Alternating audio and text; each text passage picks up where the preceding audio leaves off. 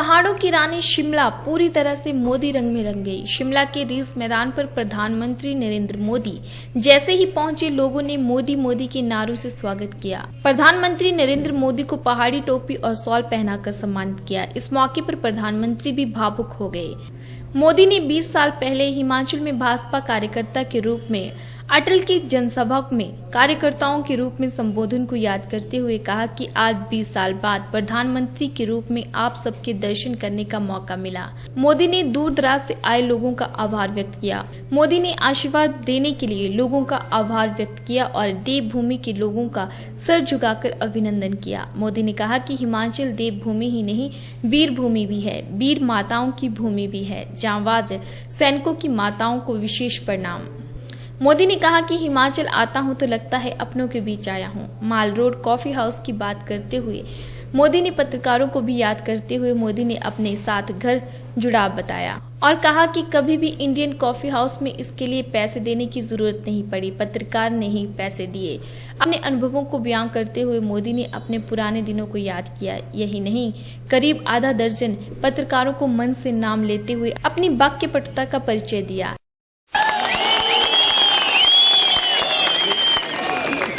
ये देवभूमि भी है, ये वीर भूमि भी है,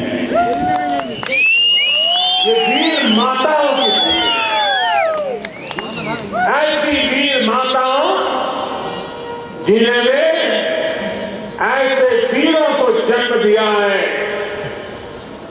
जो जान की बाजी लगा करके 125 करोड़ देशवासियों की रक्षा करने के लिए जुटे रहते हैं। मैं इन वीर माताओं को विशेष रूप से प्रणाम करता हूं। भाइयों बहनों, हिमाचल आता हूं तो ऐसा ही लगता है कि अपनों के बीच आया हूं। पुरानी यादें ताजा हो जाती है। जब मैं यहां काम करता था,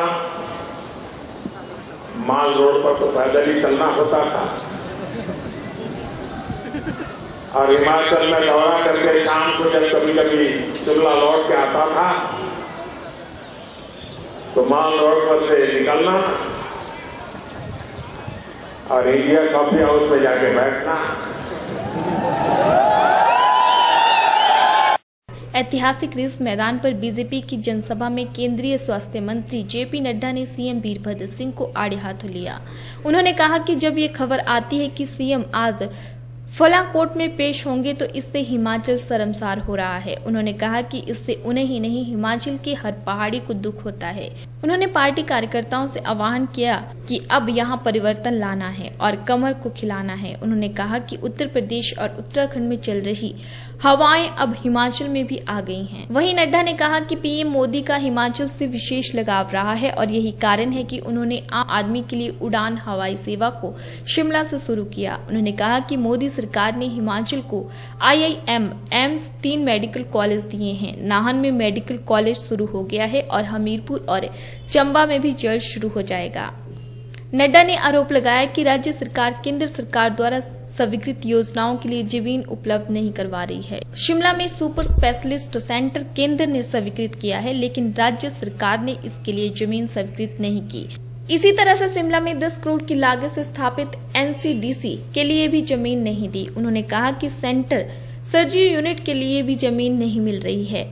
केंद्रीय मंत्री ने कहा कि ये सौभाग्य की बात है कि पीएम मोदी का हिमाचल से विशेष लगाव रहा है। उन्होंने कहा कि इसी लगाव का नतीजा है कि मोदी ने आम आदमी के लिए सस्ती हवाई सेवा उड़ान यहां से लॉन्च किया। उन्होंने कहा कि केंद्र से कई योजनाएं हिमाचल को मिली हैं, लेकिन यहां की सरकार ने इसमें रोड़ा अटकाए रखा है। उन्होंने कहा कि मोदी सरकार ने देश और प्रदेश में विकास को पटरी पर लाया है, विकास को नई गति दी है और उन्होंने सबको साथ लेकर चलने और सबका विकास करने का नारा दिया है। ऐतिहासिक रिज मैदान से नेता प्रतिपक्ष प्रोफेसर प्रेम कुमार धूमल ने राज्य की कांग्रेस सरकार पर निशाना साधा। धूमल ने कहा कि हमारा दुर्भाग्य है कि केंद्र से हमें कई योजनाएं मिली हैं लेकिन राज्य की कांग्रेस सरकार इस ओर ध्यान नहीं दे रही है। उन्होंने कहा कि पूरे देश में परिवर्तन की लहर है और यहाँ नगर निगम चुनाव और विधानसभा चुनावों में भी परिवर्तन होगा और यहाँ कमल खिलेगा। धूमल ने कहा कि अटल बिहारी वाजपेयी के बाद नरेंद्र मोदी पहले पीएम है जो शिमला के इस ऐतिहासिक रिज मैदान पर आए हैं। उन्होंने कहा कि यह मोदी की लोकप्रियता ही है कि यहाँ अब तक के सबसे ज्यादा लोग आए हैं। उन्होंने पीएम मोदी की शान व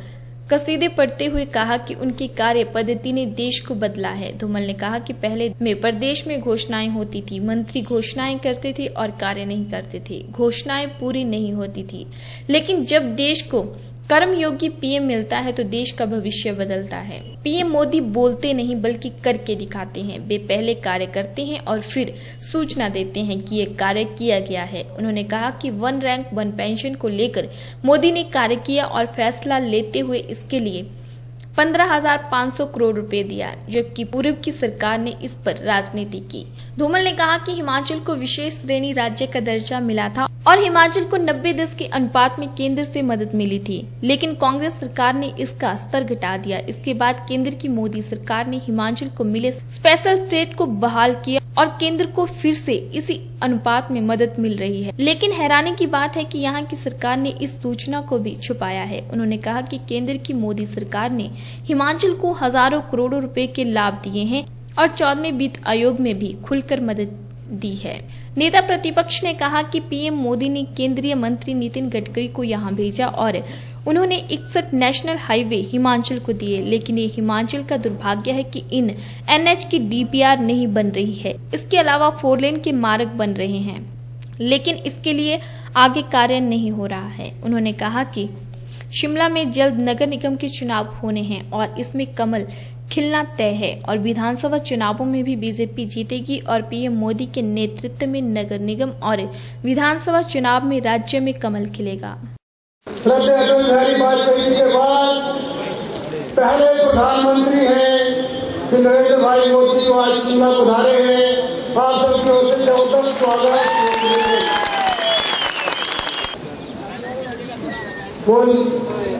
सबसे ज्यादा लोग भी आज संजौली तक और टूटू तक लोग रुके पड़े हैं। आप तो यहाँ पहुंच गए तो भीगे भी होंगे बारिश के साथ। खड़े होकर स्टैंडिंग ओवेशन दीजिए, स्वागत करिए नरेंद्र भाई मोदी जी का। देश में विकास की संस्कृति को बदला है, कार्य संस्कृति को बदला है। पहले प्रधानमंत्री, मुख्यमंत्री, मंत्रीगण आते थे, घोषणा करते थे कि हमें देंगे और वर्षों तक लोग इंतजार करते थे कि घोषणा हुई थी, फिर लोग इंतजार करते करते भूल जाते थे। सूचना देता है कि मैंने कर दिया।